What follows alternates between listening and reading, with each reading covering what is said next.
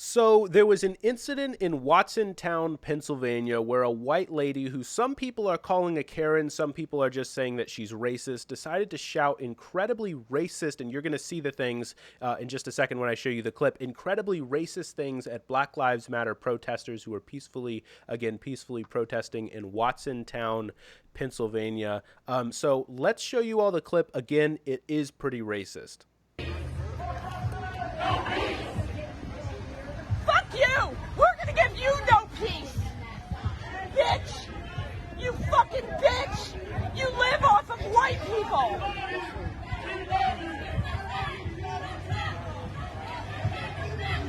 You fucking communists! Fuck off! Keep your HIV over there! So, I mean, you see there shouting incredibly racist lines, quote, keep your HIV over there. She's calling them communists, saying that, oh, you live off of white people. When, of course, the Black Lives Matter protesters over there, all they're literally doing is basically shouting, like, we love you, or some kind of, like, positive, like, they're not, like, attacking her back or anything like that. They're just going along their day while she's shouting incredibly just vicious, racist, and hateful things. I mean, Chris, when I saw this, my jaw dropped. Yeah, I mean, my heart definitely sank when I watched this. I mean, the level of rage and hatred that someone can have for people that they don't even know. I mean, I don't know the background to this story, but I'm assuming she doesn't even know the people across the street that she's yelling at. I mean, that really takes a lot of energy. That takes something special to have that kind of hate Right. for people that you know nothing about. Right? Right. It's saddening. And it's like, why is she angry? What is she really angry about? Because, like, you can understand, like, okay, you have a difference of opinion with someone, and you Right. disagree with the protests, right? But that's not what's going on here. That's not what's going on here.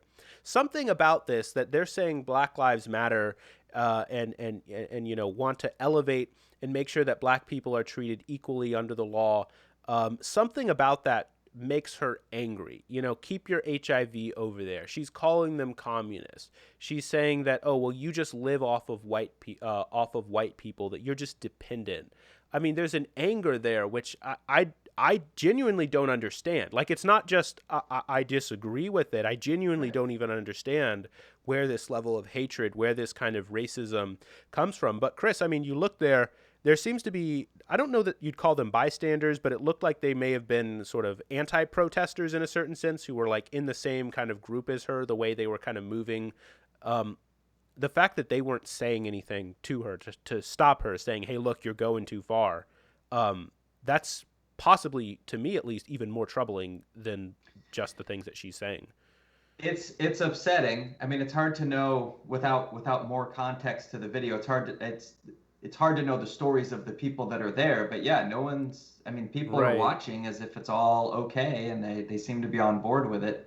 Right. I mean, this video is going viral. Everybody seems to be talking about this video right now. Some people are saying that she's a Karen because she's espousing a kind of white privilege. She's saying that, oh, well, you live off of white people. So she's literally just admitting white privilege. She's admitting that she has a kind of privilege there. I don't know whether or not that falls into the definition of a Karen. I mean, clearly, if it is Karen, it's qualified racist Karen. It's not just Karen, because I mean, again, the stuff there is obviously racist. Now, the thing though that I did want to sort of point out with you here is how the kind of rhetoric which she's using represents like the sort of idea of dependency there. I think oftentimes is shrouded in confusion for a lot of people. Like when people use the rhetoric of the welfare queen rhetoric, or the rhetoric of government dependency. Oh, well, they're dependent on welfare and food stamps. And, Democrats sometimes will point out, or, the left will sometimes point out how those terms are oftentimes racially charged or racially loaded. And people can get confused by that, right? Like people might hear that and be like, well, I don't want the government spending all this money on all these other things, Right. and not really quite making the connection between how, like how those things are deeply racist or racially loaded, have deeply racially loaded histories to them. And I think that right there you saw the unification of those ideas, right? You saw the unification of the idea of dependency with the idea of racism, how keep your HIV over there. Like, if you come over here and you're just dependent on us anyway, you're going to infect us. You're going to give us HIV or whatever. I mean, I think that it does go to show you how some of the like anti-government rhetoric, not all to be clear, but some of it is at least historically grounded in a lot of racism that we saw espoused by that woman there.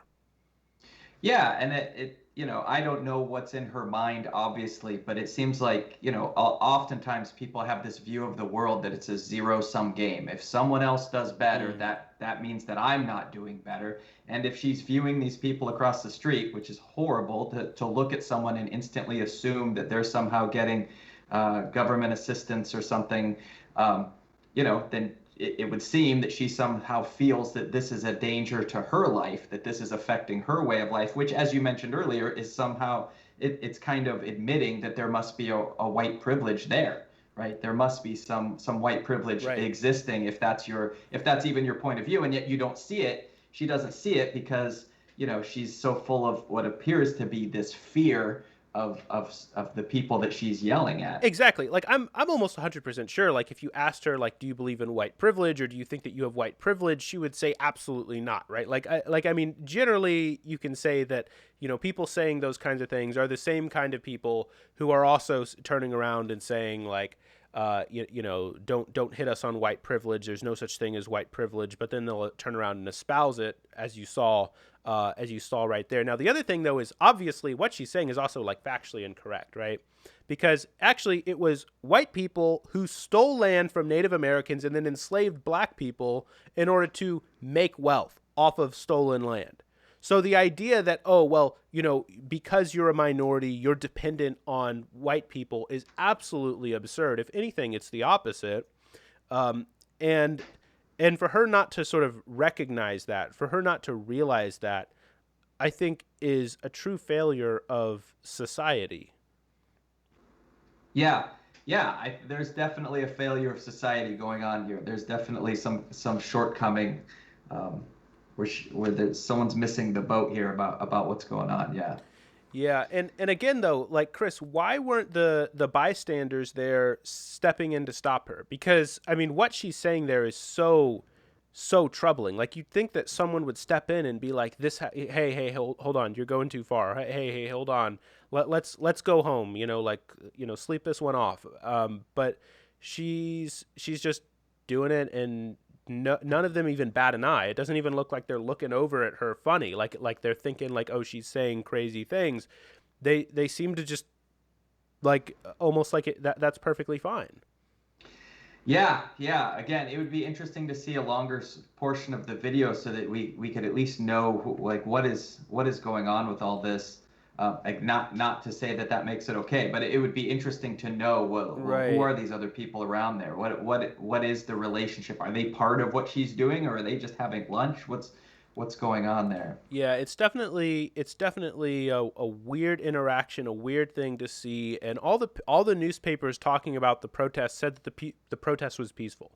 So this wasn't like, she saw people breaking things and she was like, triggered by that and got upset. It was they were asking for something. They wanted to, I don't know if they were specifically shouting things like defund the police or something like, but they had a political demand, right? They wanted Black lives to matter. They wanted to be treated fairly, right? By the criminal justice system, by police, what have you. And she sees that as a threat. She gets angry about that. She calls them communists. She tells them that, they have HIV, that they're going to infect the white population or what have you. And it is really disturbing. It is really disturbing. Now, again, I was saying there earlier that some people are saying that she's a Karen because she's espousing that kind of privilege. I don't know about you, Chris. I almost think that, like, what she's doing there is so bad that calling her a Karen makes light of it. Even if you could make the argument that she is a Karen for that reason, that like calling her a Karen almost like makes light of just how deeply racist what she is doing really is. Yeah. Yeah. I mean, I'm sure people could find ways to make that even more racist than it is, but she packs plenty of racism there into that Yeah. tirade. Yeah, and I thought that at the time the whole like the Amy Cooper thing in Central Park, the Central Park Karen, that her instance did show the deep connection between Karenism and racism, like the sort of Mhm. I'm gonna call the manager sentiment, or oh, I'm the one with the privilege in this situation. That there was a deep connection there demonstrated between like in that sort of short interaction, we saw the connection of the ideological connection, which underlied, which, kind of was underneath that interaction, demonstrate how racism can be connected to Karenism. So, like, I don't deny that, you can use the term Karen in a racial term, in a racial event where racist actions are occurring.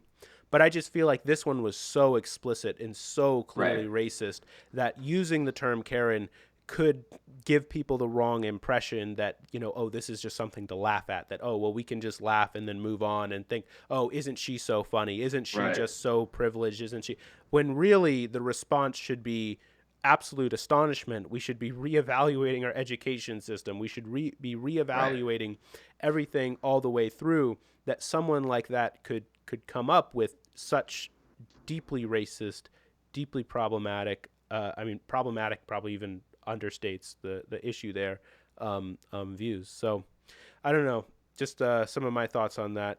Chris, thanks so much for joining us on this one. Really appreciate it. Guys, go check out his channel. It's Political Perspective. It'll be right down there in the description for you to click on. Go over there, scroll through his videos, and see if there's anything that tickles your fancy there. All right, we'll see you all in the next one.